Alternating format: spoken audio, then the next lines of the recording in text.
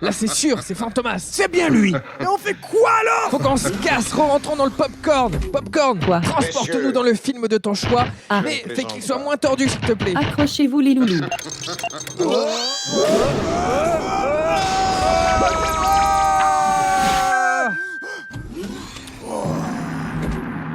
Oh Cédric, c'est quoi ces tambours? On est où Popcorn? Dans un vrai film impactant. Précise. Dans King Kong. Parce qu'on a un problème à résoudre à cause de vos conneries de merde. Comment ça? Vous vous rappelez de ça? Il n'y a qu'ici, dans le monde réel, que les méchants peuvent enfin gagner. Je vais les déterrer. Dangereux. Il y a aussi King Kong. Partez. Il les a fait disparaître. Ah, c'est Dumbledore. Mais non, c'est Gandalf en double. Hein, vous vous rappelez la merde que vous avez foutue? Oui. Pour les auditeurs qui comprennent rien, le bad guy de Last Action Hero avait téléporté les méchants des films et Gandalf les gris les a dégagés. Vous vous rappelez? Oui. Le problème c'est qu'on sait pas où ils ont été téléportés. Mais ils sont où alors? Je viens de dire que je savais pas tête de courge. Et du coup Kong est pas réapparu dans son film. Et on fait quoi? Niar que tenez. Mais c'est quoi ça? Un animal mort je crois. Un costume de gorille, banane. Il était mieux fait dans la planète des singes. Allez dépêchez-vous de l'enfiler. Vas-y Thibaut, tiens. Eh, pourquoi mets-le, c'est toi. toujours moi? Vas-y. Mais vas-y. Vous me fatiguez les crétins. Nous sommes des Spartiates. Un iceberg droit devant. Alors, ça s'est passé comment? Houston, on a un problème. C'est bien votre nom, Pierre Cardin. Welcome to Popcorn Impact avec Cédric et Thibaut. Et maintenant que je suis déguisé en gorille, que fais-je? C'est pas compliqué à comprendre. Tu vas prendre la place de Kong dans le film. Quoi? Mais il y a un petit problème, il fait pas du tout la taille de King Kong là Thibaut. Mon petit, Quoi? tu sais que je peux rétrécir Ayn? Oui. Du coup, Quoi? ben ça veut dire que je peux grandir aussi tabernacle. Attends, ça veut dire que du coup tu peux grandir et faire agrandir Thibaut? Allez, monte, je te grandis et on n'en parle plus. Bah vas-y Thibaut, entre. Mais je suis énorme. Ta voix Thibaut, c'est gigantesque. Le gars a 3 poils de cul et il se prend pour un ours. C'est impressionnant. Bon. C'est ouf. Vous avez plus qu'à rejouer le film. Moi j'y me rétrécis. Et Thibaut, tu peux me prendre sur ton épaule? Oui. Ah, waouh. Ah, mais c'est haut, dis donc, c'est très haut. Merci. Allez, direction les tambours. C'est parti. Bah, le temps qu'on se déplace, que tu m'amènes là-bas, je vais commencer à parler de ce film King Kong. Je t'écoute, parle près de mon oreille. Alors, King Kong, mais attention, pas n'importe quel, celui de 1933, le premier. Oula, c'est pas récent. C'est pas récent, c'est le film, tout simplement le film le plus vieux dans lequel que nous traitons. Ouh. Encore plus vieux que Blanche-Neige. Alors c'est sorti le 29 septembre 1933 en France et c'est un film de Ernest B. Schudsack et de Marianne C. Cooper avec Fay Wray, Robert Armstrong, Bruce Cabot. Un film américain. Ouais, pardon, monsieur. Ouais, faut faire attention où tu marches. Hein. Oui. Alors, synopsis. Figurante sans travail, la blonde Anne Darrow est engagée par le réalisateur Carl Denham pour être la vedette de son prochain film. Le Venture, le navire commandé par le capitaine Engelhorn et qui comprend toute l'équipe, atteint Skull Island, une île mystérieuse où vivrait une créature légendaire vénérée par les indigènes et appelée King Kong. Alors déjà, pour parler de King Kong, on va devoir revenir loin, très très loin, dès les débuts du cinéma et les premiers trucages qui ont notamment vu le jour grâce à Georges Méliès, ce fameux magicien qui utilisait le cinéma comme un nouvel art, comme une nouvelle façon d'expérimenter. Et lui, en jouant avec la pellicule, il faisait apparaître et disparaître des personnes, il les faisait se doubler, etc. Il faisait aussi ça avec des objets, et encore plus, il les faisait se déplacer. Le stop motion est né. Le stop motion, donc, ou l'animation en volume, c'est de l'image par image. Donc on photographie chaque étape du mouvement, puis on les assemble, on les projette, et ça crée le mouvement. Et c'est plutôt magique pour donner vie à ce qui est inanimé. Donc très vite, il y a d'autres gars qui se mettent à faire de l'animation en volume. Notamment, on peut citer le film The Haunted Hotel, qui est sorti en 1907, et dans lequel des objets d'une maison s'animent seuls pour préparer un petit déjeuner. Et ça, je peux te dire qu'à l'époque, ça devait être impressionnant. Et des années plus tard, une nouvelle personne va entrer en jeu, et porter le stop motion à un niveau jamais vu. Ah, bah nous voilà au lieu de l'offrande. Je fais quoi, moi? Pourquoi elle hurle? Bah, je crois qu'il faut la prendre parce que c'est une offrande des indigènes. Ah, ok, bon, alors je refais le gorille. Très bien, tu gères. La serre pas trop fort, hein. Voilà. Bonjour, madame. N'ayez pas peur, hein. Bon, mais parfait, allez, viens. On retourne dans la jungle. C'est parti. Bah, on est désolé, madame, mais c'est pour respecter le film, vraiment. oui. Et on vous fera aucun mal. Juste, on vous transporte d'un point à l'autre et c'est un voyage Bien gratos. sûr. Par contre, si vous pouviez arrêter de crier aussi fort, faut que je continue. Merci beaucoup. Nous voici en 1913 et un certain Willis O'Brien, alors en charge de fabriquer des maquettes pour l'exposition universelle de San Francisco, confectionne sur son temps de pose 2 boxeurs en mettant de l'argile sur un squelette fait en fil de fer. Ah oui. Lui et son collègue leur donnent alors différentes postures de combat et là, une ampoule s'allume au-dessus de sa tête, bon sang.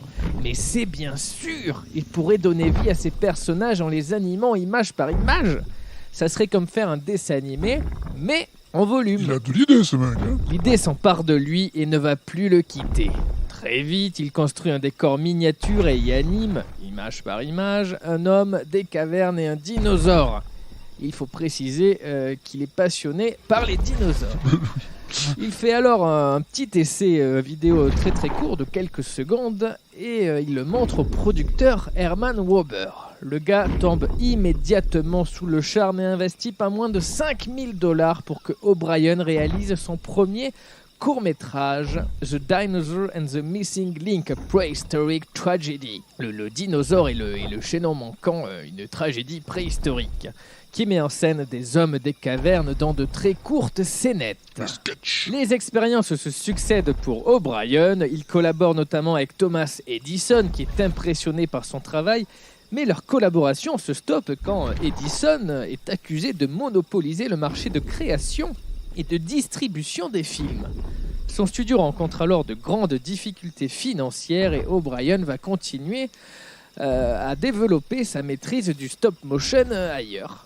Il s'associe alors à un sculpteur photographe, c'est pratique, et crée The Ghost of Slumber Mountain qui associe pour la première fois prise de vue réelle et stop motion. C'est l'histoire d'un alpiniste qui voit le monde tel qu'il était à l'époque des dinosaures grâce à sa longue vue magique. Le film est un succès, c'est du jamais vu, ça impressionne, mais problème, le sculpteur-réalisateur n'a pas mis O'Brien au générique, la biatch. Mais c'est sans compter sur les professionnels du cinéma qui ont reconnu la patte inimitable de O'Brien. Oh. Ah, Cédric, je vois des petits bonhommes là-bas. Je crois qu'il vient de sauver un Darrow, c'est normal. Je vais les ralentir. Attention, madame, je vous pose là. Oh, arrêtez de crier, s'il vous plaît, je reviens. Secoue pas trop, Thibaut, hein, je suis sur toi, ne l'oublie pas. Non, je ne pas. Bon, pendant que tu les secoues, je continue. Mais oui, continue à parler de King Kong. Donc nous arrivons dans les années 20 et une adaptation du Monde perdu d'Arthur Conan Doyle est en cours de préparation. Et dans le Monde perdu, il y a quoi, Thibaut? De dinosaures. Oui, et les producteurs font donc appel à notre cher O'Brien pour leur donner vie. Hein, c'est le spécialiste, on fait appel. Monsieur Dinosaure. O'Brien accepte évidemment, mais veut qu'un certain Marcel Delgado, sculpteur et modéliste de talent, le rejoigne pour perfectionner les marionnettes. Ça fait des années qu'il lui court après, mais Delgado refuse à chaque fois, ne voulant pas travailler dans le cinéma. Et finalement, il a accepté pour le Monde perdu. Il s'est dit, bon allez, il me saoule, je vais l'aider à faire ses dinosaures. Ensemble, ils perfectionnent les marionnettes et développent encore plus les articulations. Et ces articulations, ils les recouvrent avec des morceaux de mousse en latex, recouvertes à leur tour par de fines couches de latex, encore la texture de latex, Mais les dinosaures. mais cette fois pour obtenir une surface lisse afin de les recouvrir de nouveau par des gouttelettes de latex liquide qui, une fois à l'état solide, donneront des écailles. Bref, on est loin des premiers essais de O'Brien en pâte à modeler. Bon, t'en es où là sur l'arbre? Vas-y, secoue encore, il y en a un qui reste accroché là. Ah voilà, très bien. Bon ben, Retournons voir Parfait, continue à nous Andaro. parler. Oui, de Delgado et compagnie. Oh, attention, ça secoue. Et avec Le Monde Perdu, c'est une autre prouesse qui va être réalisée. Déjà, il faut savoir que les caméras capturent l'image sur la pellicule grâce à la lumière. Ok, on est d'accord. Ah oui, Et quand il n'y a pas de lumière, il n'y a rien qui se met sur la pellicule. logique. Logique à l'époque. À l'époque. Et c'est là que Arthur Edison, donc le directeur de la photographie sur le film, qui décide de tirer pleinement parti de ce procédé, de jouer avec la lumière, parce qu'il se dit, tiens, s'il y a une partie de l'objectif où il n'y a pas de lumière, bah, peut-être on peut Faire quelque chose avec. faire oui. quelque chose, on peut jouer avec ça. Du coup, pour donner l'impression que les humains étaient face aux marionnettes de dinosaures, ils pensent à utiliser des caches. C'est l'incrustation de l'époque. C'est Ainsi, le début du fond vert, mais sans c'est vert. ça. Ainsi, quand il filmait les acteurs et qu'il voulait faire apparaître une créature géante à côté, il filmait la scène et plaçait un bout de carton noir à l'emplacement où sera la marionnette, et donc le dinosaure. Du coup, à cet endroit, la pellicule ne capte aucune lumière et on pouvait après coup y incruster une autre image, celle de l'animation du dinosaure, donc en surimpression. Et là, c'est la partie de O'Brien qui fait le contre-cache avec ses créatures. C'était des génies, hein, parce qu'on est dans les années 20, là. Non, mais aujourd'hui, ça semble facile. Ah non, et ça un semble peu compliqué, je pense. compliqué à expliquer. Mais c'est facile à faire. Maintenant, tu as un fond vert, tu Mais mets ton oui. truc en incrustation et c'est facile. Mais à l'époque, les c'est... mecs, là, ils ont tout inventé. Ils ont inventé le trucage. Hein. C'est ça. C'est dingue. Et autant dire qu'il faut qu'ils travaillent vraiment en collaboration parce qu'il faut être très précis que les caches correspondent. Enfin bref. Fort de cette prouesse, le film sort en 1925 et émerveille les spectateurs. Et j'espère que nos auditeurs ne sont pas perdus pour le moment. C'est très visuel donc c'est compliqué. Calme-toi.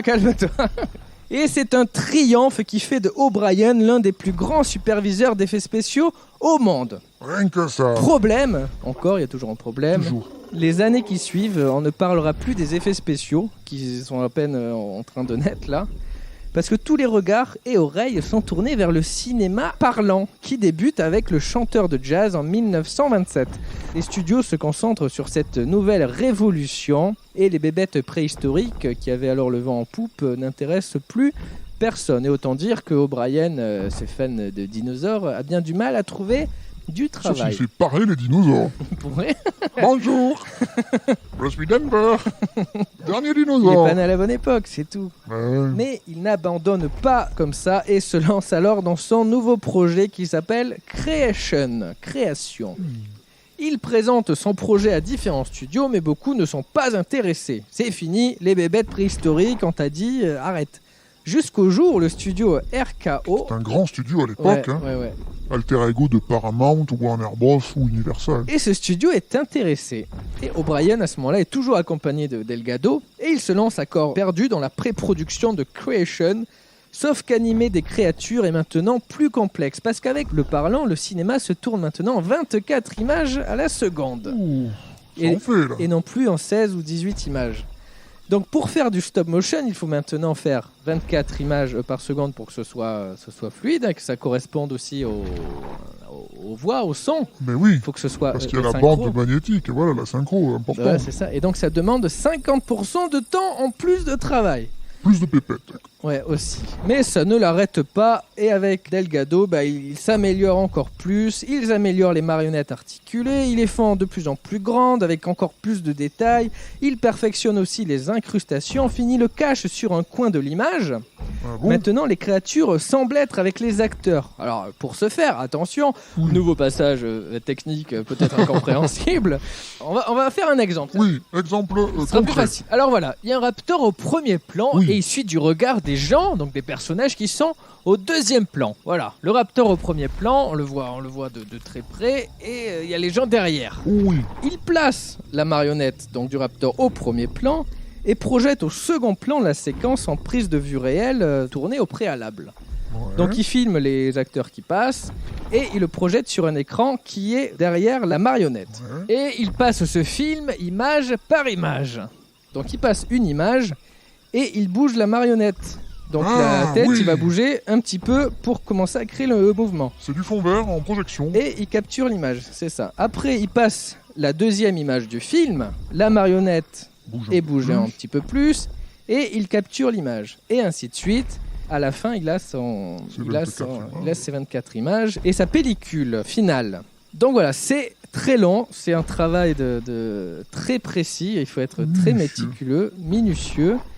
On a l'impression, à l'époque, là aujourd'hui évidemment ça fait un peu moins rêver, mais si on se place dans le contexte de l'époque, c'est fou, c'est dingue. Et ça fait des créatures énormes qui sont à côté des humains et qui vivent, et on a l'impression qu'ils sont dans le même monde. Wow, un T-Rex. Il va falloir que tu te battes. Quoi? Attention. Ouais,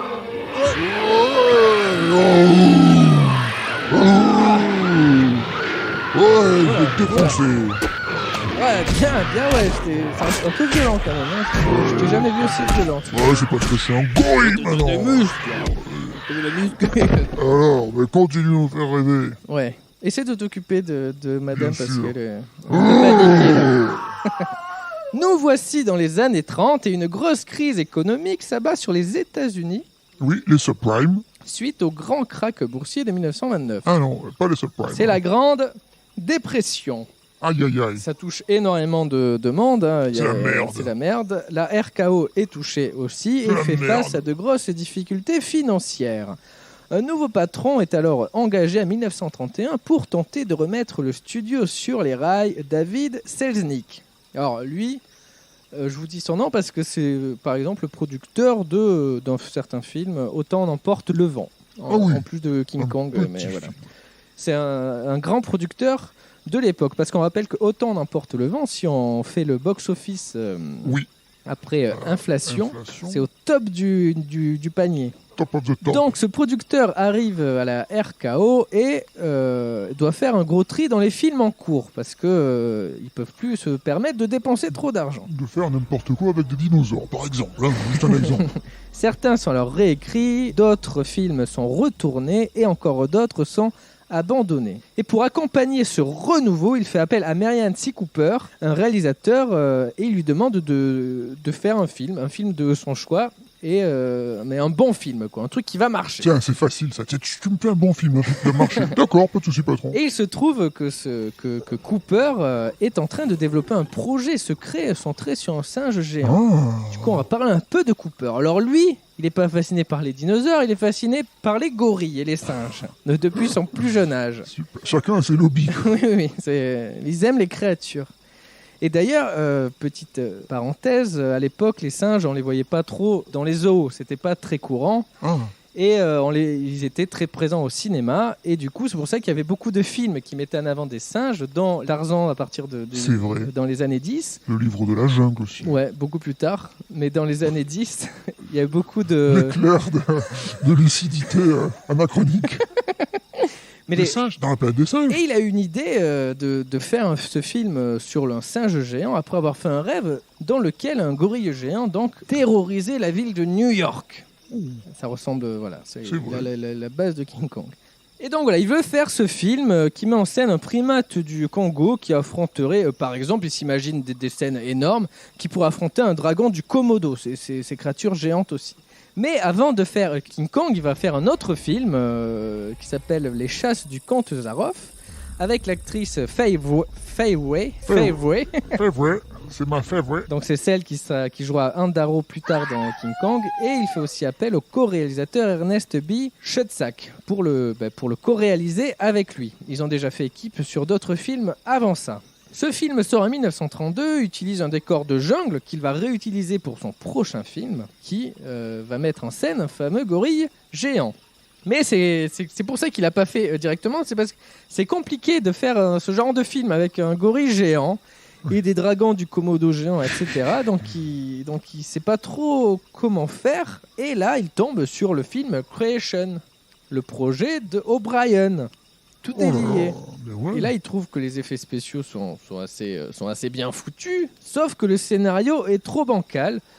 Donc il les laisse un peu faire, mais le scénario ne s'arrange pas, donc il stoppe le projet de O'Brien Mais il a sa petite idée en tête parce qu'il veut proposer à O'Brien et sa clique de travailler sur son projet de film de gorille. Non, c'est des dinosaures. Non, Gorille. pas de gorille, je veux des dinosaures. Donc il leur présente l'idée, leur demande s'ils se sentiraient capables de créer un gorille aussi grand qu'un dinosaure. Alors les gars, évidemment, ils disent que oui. Il a su leur demander. Hein. Oui, oui, il a... Il est pas con, le mec. Vous pouvez me faire un petit chat, mais de la taille d'un dinosaure? D'accord, pas de soucis. Et Vous avez dit dinosaure, ok. Et pour les aider à designer leur créature, il leur donne des explications assez précises. Ses mains et ses pieds ont la taille et la force d'une pelle à vapeur. Sa circonférence est celle d'une chaudière à vapeur. C'est un monstre avec la force d'une 100 d'hommes, mais le plus terrifiant, c'est sa tête. Une tête cauchemardesque avec des yeux injectés de sang et les dents déchiquetées et placées sous un épais tapis de cheveux, un visage mi-bête, mi-humain. C'est une chaudière à vapeur avec une tête humaine et des pieds moustaches. en pelle à vapeur et des moustaches. Donc les mecs ils se disent ah oui très bien, on voit bien. Donc ils se lancent dans la création d'un croquis qui Le mec, représente... Ils étaient un chien de projet. Oui, c'est bon, Oui, on y c'est va, parfait. on y va. Et donc ils présentent à Cooper leur créature. Un dinosaure, du coup. Repimpé. Une créature qui met l'accent sur le côté humain parce qu'il voulait que le gorille soit humain, qui a un côté humain parce que comme ça il serait plus attachant. Donc il lui présente ce qui ressemble à un croisement entre un gorille et un homme à poils longs. Mais parce que l'autre a dit un visage mi-bête, mi-humain. Et là, ça l'a un peu... c'est pas ce qu'il voulait en vrai, mais il a dit ça et les autres ont fait vraiment un homme préhistorique, je pense. Un gars poilu, Il quoi. revient un peu en arrière à propos de son visage mi-bête et mi-humain et leur dit qu'il veut... Un gorille de race pure, les mecs, qui fera crier les femmes, et plus il sera brutal, et plus il les fera crier. Bon, c'est un peu bizarre aussi. Oui, C'est pas vraiment ce qu'il veut, le mec. Hein.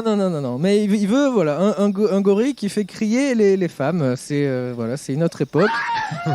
O'Brien et Delgado vont tous ces alors poils. devoir revoir leur copie. Tiens, Cédric, oh là, je vais aller dans cette grotte, moi. Donc, ça me semble correspondre au film. Alors, vas-y. Allez, continue à nous parler de poils. Alors, pendant ce temps, le scénario prend forme et un certain Edgar Wallace, scénariste et écrivain britannique, est embauché par Cooper pour travailler sur le scénario. Il sort un premier brouillon qui s'appelle The Beast, la bête, en janvier 1932.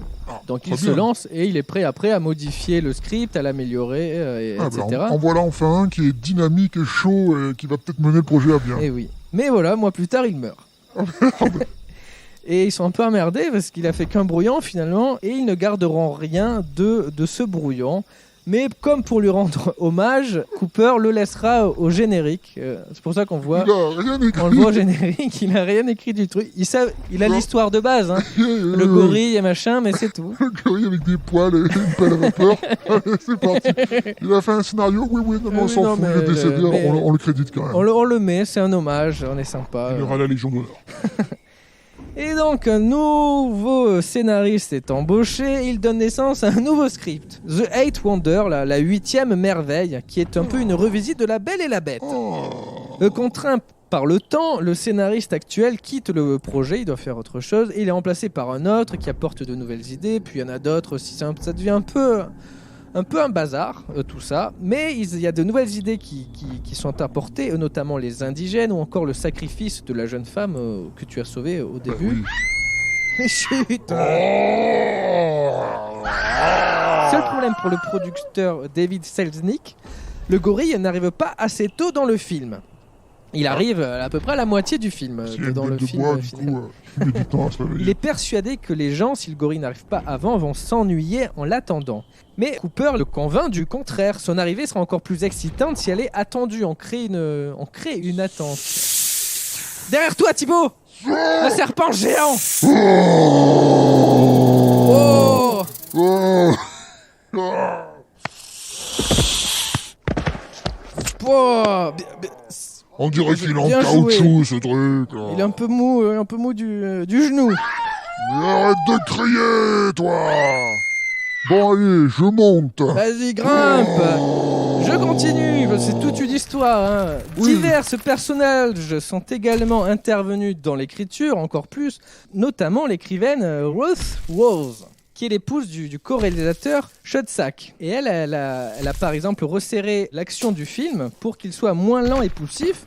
Donc elle rend ça un peu plus dynamique, elle enlève des dialogues, et par exemple le moment où King Kong est transporté à New York, donc il est endormi, et à la base il le mettait sur le bateau, il y avait le voyage, et il arrivait à New York. Elle a dit non mais les mecs ça va, il s'endort, ellipse, on est à New York, on le présente sur scène.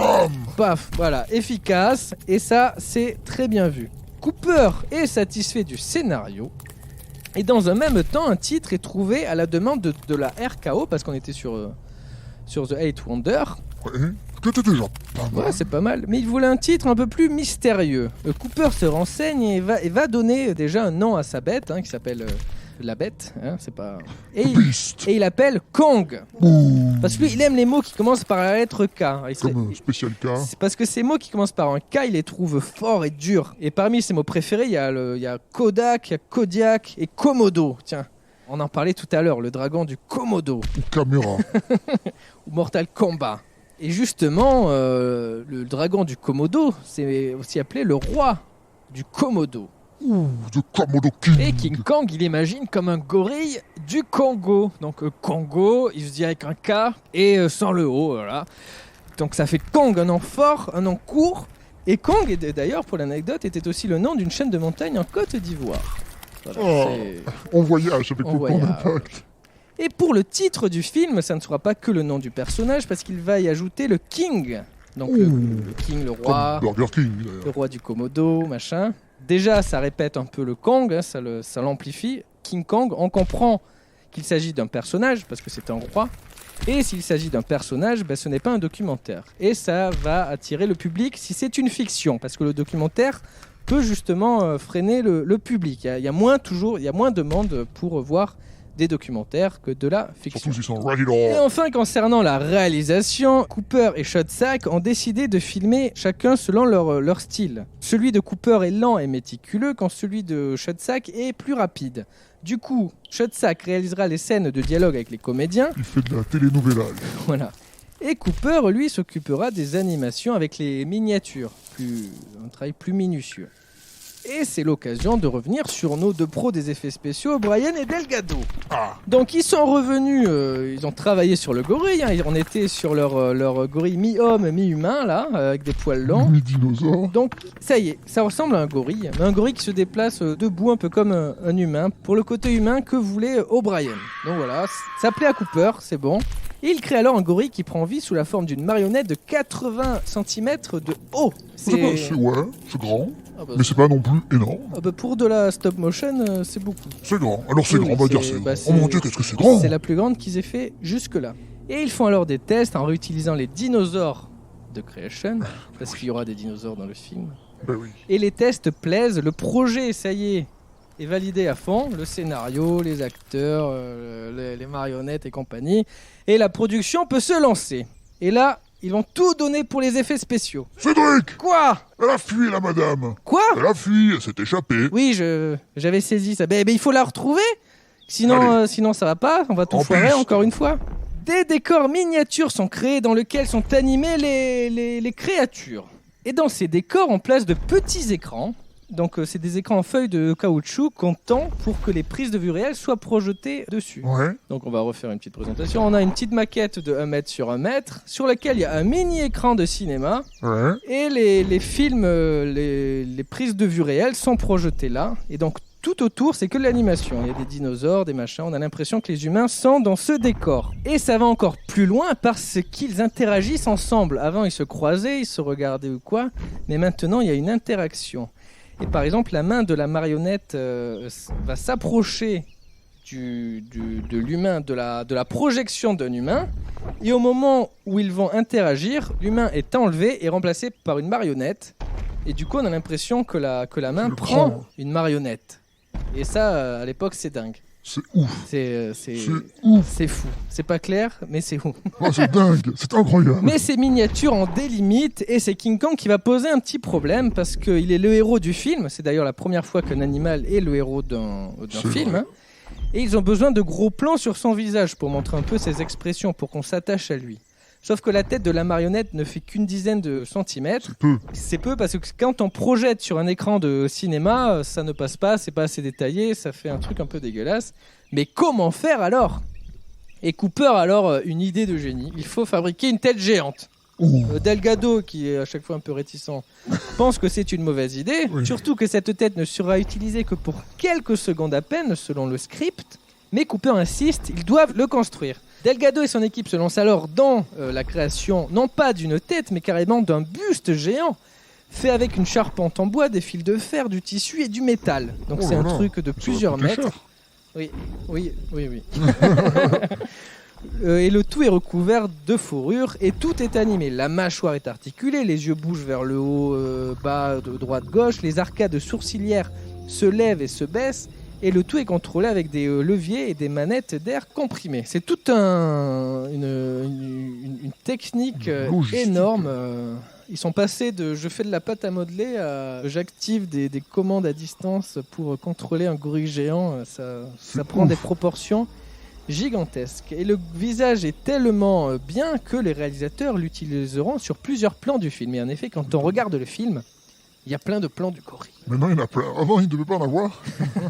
Ah ben maintenant qu'on l'a construit, hein, on l'utilise. Hein. Ben, c'est ça. Et Delgado est convaincu, enfin, et va jusqu'à construire une main géante articulée reliée à une sorte de grue qui peut la lever donc à 3 mètres du sol. Ouais. Et elle sera utilisée dans des plans où la créature tient Anne Darrow dans sa mimine.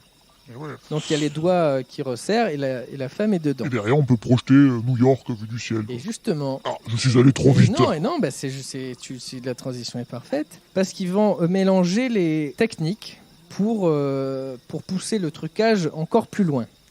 Il les combine. Par exemple, dans la scène où Kong enlève une partie des vêtements de Fay Wray, le coquinou. L'actrice est d'abord filmée avec la main géante. Ok. C'est projeté en fond. Devant, au premier plan, il y a la créature, il y a le gorille qui est animé, auquel on ne voit pas le bras droit, parce que le bras droit a été filmé avec l'actrice, en vrai. Ouais. Et donc, il y a la créature qui est devant, et on projette sur le petit écran qui est tendu la vidéo de la main de King Kong. C'est plus clair, tout ça. Il y a la marionnette, et sa main, c'est une fausse main, on a l'impression que c'est la vraie, mais c'est juste une projection. Et tous ces effets spéciaux mis ensemble, on a l'impression que la marionnette tient la pauvre victime dans sa main droite et lui enlève les vêtements de sa main gauche. Parce qu'il y a tout ce truc aussi, avec sa main gauche qui est sur la marionnette, à chaque fois qu'il s'approche de l'écran où il y a l'actrice, il en ressort avec un vêtement. Enfin, c'est c'est très compliqué, mais c'est impressionnant, vraiment. Et à l'époque, franchement, j'aurais voulu le découvrir à l'époque, ça devait être ouf. Et aussi, dans les effets spéciaux, il y a des décors qui sont peints sur des vitres. Hein, c'est un peu comme du matte painting. Pour le fond, il y a de la peinture, mais il y a aussi, par exemple, au second plan, tu as des arbres qui sont peints un peu en transparence et qui sont ajoutés. Ça fait plusieurs couches, ça crée de la profondeur. Une profondeur qui est aussi accentuée avec les éclairages. Il y a beaucoup de côtés sombres et ça accentue la profondeur de champ. Bref, Skull Island, avec toutes ces complications, semble plus vrai que nature et fait littéralement voyager le spectateur qui est bouche bée. Bref, tout est fait pour que les scènes spectaculaires s'enchaînent et fassent frissonner les spectateurs que nous sommes. Le combat de Kong contre le T-Rex, l'impressionnante cérémonie des indigènes donc qui offre l'actrice en sacrifice. La scène où King Kong est présenté à New York, alors ça elle m'épate encore parce que c'est très bien fait, il est très bien incrusté dans le décor. Et bien sûr la fameuse scène sur l'Empire State Building où King Kong monte et perd la vie dans une chute de marionnette. Et la scène de King Kong sur l'Empire est vraiment à marquer encore, on y pense encore. Hein. C'est l'image d'Épinal de ce film qui joue avec les avions. Et d'ailleurs, à noter que King Kong, c'est une marionnette, donc c'est difficile de lui donner des proportions assez égales tout au long du film. Il faut savoir que sur l'île, il apparaît comme faisant à peu près 6 mètres. À New York, il en fait 7. Et quand il est en haut de l'Empire State Building, pour lui donner un côté impressionnant, en fait, là, il serait plus autour des 20 mètres. Ah oui, d'accord. C'était plus pour l'image. Il a un pic de croissance. Voilà, c'est ça. Au total, une grosse majorité du film contient des effets spéciaux. Ouais. C'est vraiment plus de la moitié ou même les 3/4. en comptant les peintures, surimpression, etc. Et tu en parlais, ça va que ça coûte cher. Et le budget a explosé de 80% de plus. Donc Tu m'étonnes. 80% du budget, enfin ça a presque doublé. Et pour un total de $650 000. Une énorme broutille pour l'époque. aujourd'hui, mais énorme pour l'époque. Allez là-bas, je la vois. Ah oui, au village. Fonce!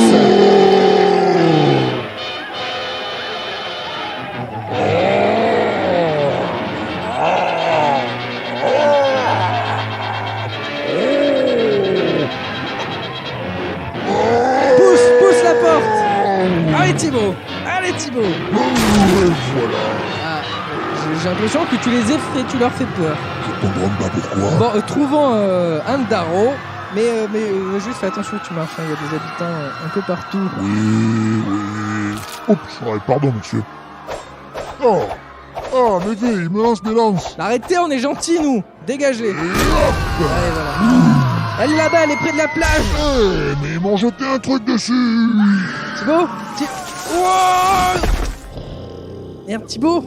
Putain, ils t'ont endormi. En direct de vos films préférés, retrouvez Popcorn Impact tous les mercredis dans vos oreilles sur le label Podcut.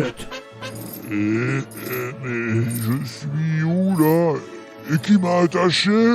Ils t'ont endormi, ils t'ont emmené à New York en bateau et moi je suis resté accroché à ton oreille, ils m'ont pas vu, mais Comment voilà, ils ont je suis fait content de te retrouver. Comment ils ont fait? Tu t'ellipses, hein, on n'est pas obligé de tout expliquer, du coup c'est bien. Mesdames, messieurs, voici King Kong. Ils m'applaudissent. Ah ouais. On est sur scène, hein, ça. Je crois que tu es là pour faire le show. Merci d'être venu. Ah, il commence à fuir. Il faut. Échappe-toi. Allez, on s'échappe. Attends, j'ai écrasé quelqu'un. Encore. Bon, mais de toute façon, tu sais où on doit aller, hein, sur l'Empire State Building. D'accord. T'as vu, là, l'Empire State Building. Ah, mais parfait, allez, go. Et moi, j'en profite pour, je vais... Attention. Oula, ça secoue. Attention. Je vais monter un peu moins vite. Alors, je vais ressortir le popcorn sur ta tête, hein, et... Waouh. Et... C'est parti. Encore vous? Oui, encore nous. Allez, ouvre tes portes pour que je puisse parler de l'impact pendant que... Waouh, ça Pendant secoue. que Thibaut grimpe. Fais comme chez Watt ma couille. Oui. Thibaut, tu vas nous parler du score des critiques. Et oui, alors, Rotten Tomato, bien entendu, cet agrégateur de critiques bien célèbre. Alors, pour les critiques presse, sur un total de 64 critiques, c'est 98% tomates fraîches certifiées. C'est aussi énorme que toi. Énorme! Et pour les audiences, alors là, c'est pour plus de 50 000 critiques, c'est énorme, on en est à 86% popcorn fier. Ça a plu. Ça a plu. On peut dire que ça a plu et que ça fait son petit effet, ces effets spéciaux, justement. Et dans le monde, donc, pour sa sortie initiale, le film rapporte quelques 3 millions de dollars. C'est énorme, il a coûté 650 000. Oui. Il rapporte 3 millions, Bah, on est déjà, rentable. il est très rentable. C'est une somme énorme à l'époque. Et la RKO, qui était au bord de la banqueroute, D'être KO. l'évite, ouais, la très KO. La RKO évite la banqueroute et une icône de la pop culture est née. Rien que ça. À préciser que ce n'est pas une création qui vient d'une œuvre ou quoi, c'est très rare, c'est une création à 100% cinématographique. Harry Potter ou le Seigneur des Par Anneaux. exemple. Au cours des années, il a bénéficié de plusieurs ressorties, notamment en 38 et 56, mais à chaque fois, ces sorties s'accompagnaient de coupes dans le film. Il est de plus en plus censuré. Et pourquoi donc? Il faut savoir qu'un nouveau code de production a vu le jour, le code ACE. Ah oui. Il a été mis en Salaud. place à la suite de plusieurs scandales hollywoodiens dont le déclencheur était l'affaire Roscoe Arbuckle, une histoire assez sordide d'une gloire du cinéma muet, donc Roscoe Arbuckle, qui a violé et violenté la star Virginia Rapp jusqu'à entraîner sa mort. Ah. Voilà, c'était un scandale énorme, un procès gigantesque a eu lieu. Et l'avocat William Hayes a alors mis, à partir de ce moment-là, commencé à mettre en place le Motion Pictures Producer and Distributor Association. Absolument. Et qui va lister des recommandations pour Hollywood pour éviter tout scandale de nouveau. En premier lieu, il est par exemple recommandé de bannir Roscoe Arbuckle. C'est des recommandations, ce ne sont pas des interdictions. Hein. Et donc, il est recommandé de le bannir de Hollywood et d'imposer un certificat de moralité pour toute personne apparaissant à l'écran.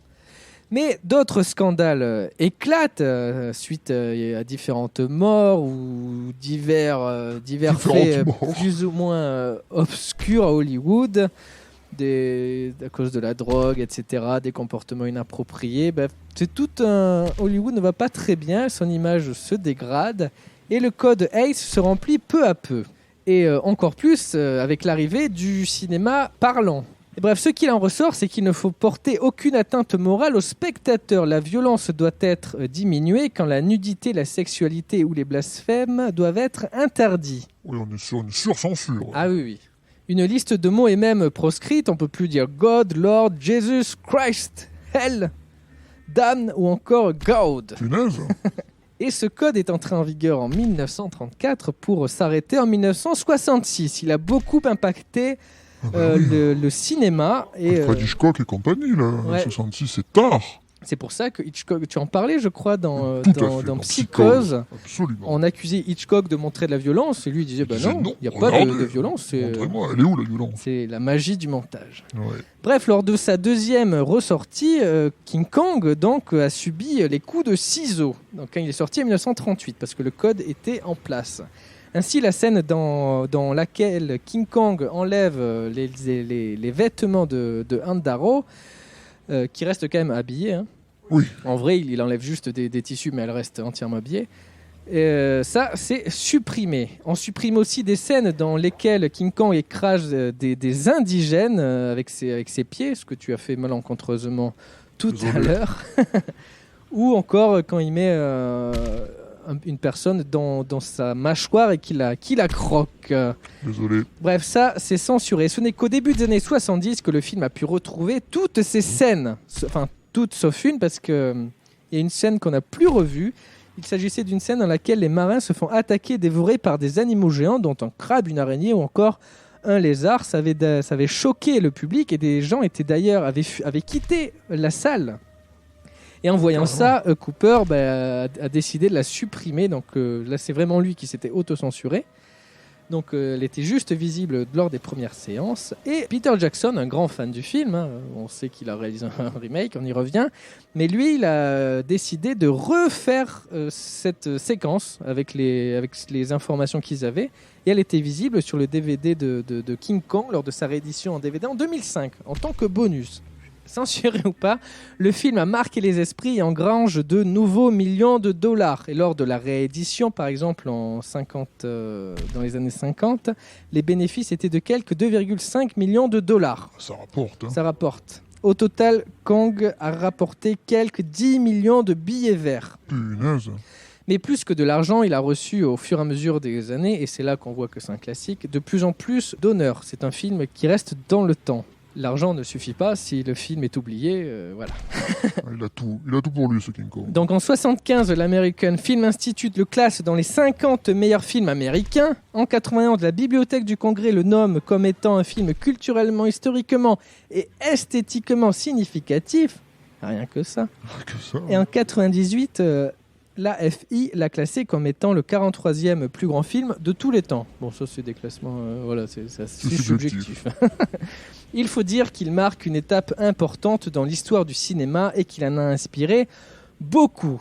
Donc, avec ce succès, des suites, hein, comme d'habitude, Pépette. King Kong apparaît dans moultes œuvres, à commencer par le cinéma, évidemment. Déjà, pour surfer sur le succès, immédiatement, une suite est tournée qui s'appelle Le Fils de Kong et qui sort la même année, en 1933. Et qui Jamais entendu parler. Ça n'a pas marché. Très peu de personnes ont vu, ça n'a pas attiré. C'est fou, Le Fils de Kong. Ouais. Jamais entendu parler. Et la décennie d'après, en 1949, Monsieur Joe. Monsieur Joe. Ouais. À noter que O'Brien était toujours à l'œuvre sur ses films et qu'il a même emporté un Oscar pour Monsieur Joe. Et sur ce même film, il s'est fait seconder par un certain Ray Harryhausen, qui était son protégé. Bien connu. Pour ceux qui ne connaissent pas, il s'agit du successeur de O'Brien qui amènera lui aussi la technique du stop motion encore plus loin.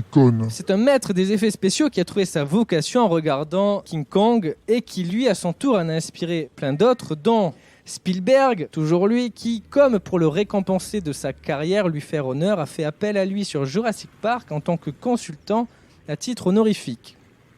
Pour l'animation des créatures qui était en partie... en image de synthèse. À la base, il y avait un petit peu de stop motion et après, il y a eu plus d'animatronique et d'images de synthèse. Un effet, parce que Jurassic Park, c'est un peu le King Kong, c'est l'équivalent en effets spéciaux. Ça fait un nouveau changement. Mais on en parle dans notre 94e émission. Revenons à notre Kong, et avant d'avoir droit à un premier remake, il a fait un détour par le Japon, avec par exemple King Kong Appears in Edo. King Kong apparaît en Edo en 1938. Et parce que King Kong était un très gros succès là-bas, et ils ont voulu surfer dessus en faisant leur propre monstre. Et ce propre monstre n'est autre que Godzilla, créé en 1954. C'est un peu leur équivalent, quoi. Et très vite, ils se sont mis sur la figure, King Kong et Godzilla, déjà dans les années 60. Et c'est pour montrer un peu la guéguerre Japon-Amérique. Il y a même une version indienne en 65, Tarzan et King Kong. Le crossover de la mort. Et donc c'est un peu un Bollywood. Il y a des chansons, ils chantent. Il y a des moments où ils chantent. Il y a un gars qui est déguisé en King Kong, un peu comme toi, mais qui n'est pas grandi. Il fait un 70, un 80 peut-être. Et voilà, t'as ce mec qui court et qui affronte Tarzan. C'est magique. C'est un film magique qui est un peu long peut-être, mais qui est trouvable très facilement en plus. Mais il y a des films plus sérieux dans les remakes. Il y en a eu plusieurs. Le premier en 76 avec un gars dans un costume. Là, on est plus sur du stop motion, qui aura droit à une suite 10 ans plus tard. Ces films n'ont pas été super appréciés. Ça a perdu un peu de charme. Et surtout en 2005, on parlait de lui, Peter Jackson a fait sa propre version, sans remake, parce que lui, il a été marqué à vie par King Kong. Il l'a découvert quand il était jeune et il a fait son remake, un hommage surtout à ce film. J'avais 8 ou 9 ans. L'impact fut tel que je décidai sur le champ de devenir réalisateur. Je me suis dit, je veux faire du cinéma, je veux être capable de faire des films comme King Kong. Et 35 ans plus tard, il a pu réaliser son rêve. Pouvoir le refaire aujourd'hui, c'est concrétiser un rêve incroyable que je n'aurais même pas osé imaginer. Ma dette à son écart n'a fait que croître, car c'est ce film qui m'a orienté vers la réalisation et a été le moteur dans ma carrière. Tourner cette nouvelle version m'a permis d'en remercier et de lui rendre hommage. Et donc l'adaptation du Seigneur des Anneaux que vous connaissez, on la doit peut-être un peu à King Kong aussi. Et le remake le plus récent est Kong Skull Island de 2017 avec la représentation la plus grande du gorille à ce jour. Il est très grand et dans la suite il est encore plus grand parce qu'on le voit on l'a vu dans la bande-annonce. Là on est en mars quand l'émission sort, ça va sortir aux États-Unis, le King Kong contre Godzilla. Et dans ce film, il est encore plus grand et il se justifie en disant qu'il y a quelques décennies qui sont passées. Il y a des hormones de croissance. Et il a pris plusieurs dizaines de mètres pour atteindre des sommets de hauteur. Et c'est pas tout, il y a aussi eu énormément de BD, de parodies, de romans ou encore des jeux de société, même des jeux vidéo. On pense à l'adaptation par Michel Ancel de King Kong du film de Peter Jackson. Et il y a même eu une comédie musicale il n'y a pas très longtemps. Non. Ouais, avec une marionnette énorme sur scène. Avec tous les mains, etc. Bref, King Kong à sa sortie, peut-être l'équivalent de Star Wars en 77, une révolution et une révélation pour beaucoup qui ont été émerveillés par ce qu'ils ont vu et était impossible de voir ailleurs. Star Wars, on y reviendra très possiblement en saison 4, on verra. Teasing. Et le personnage en tout cas est devenu mythique 90 ans plus tard, parce que ça fait 90 ans que le film est sorti bientôt. Il est connu de tous et même de ceux qui n'ont vu aucun film. On sait tous qu'il a grimpé sur l'Empire State Building, qu'il est mort. C'est parce qu'il a fait avant et il a fini en haut. Oui, et c'est fou. Et c'est un impact énorme dans le cinéma que l'on doit donc à tous ces personnages, à ces artisans, Cooper, etc. Et Méliès, d'ailleurs, pour revenir à lui, pour boucler la boucle, avait trouvé le film énorme parce qu'il avait vu à la sortie. Il avait trouvé ça gigantesque et il était émerveillé. Et voilà, on est tout en haut. Enfin, t'as été tellement lent, mon gros. Ça va. Oh, le soleil se lève, regarde cette belle vue de New York, c'est beau. Quelle vue! Je suis le maître du monde! Il est lourd. Oh putain, les avions. Quoi, les avions? Bah, c'est les avions qui veulent t'éliminer. Ça sent pas bon. Pourquoi j'ai toujours le mauvais rôle, moi? Popcorn, il faut sauver Thibaut. Tu m'as pris pour le génie d'Aladin. Il est temps de partir dans un autre film, là, il faut rétrécir Thibaut. Et d'éviter de me prendre des balles si possible! À part vous plaindre, vous savez faire autre chose? Bon, allez, viens que je t'agrandisse pour récupérer l'autre primate. Oh, j'ai grandi aussi! Oh, prends ma main, Thibaut! Dépêchez, je vais pas tenir très longtemps! Rentre vite, mon gros poilu. Allez, et voilà! Ferme la porte, Popcorn, vite! Et les gars, je crois qu'on est trop lourd. Oh, on va tomber! On va s'écraser!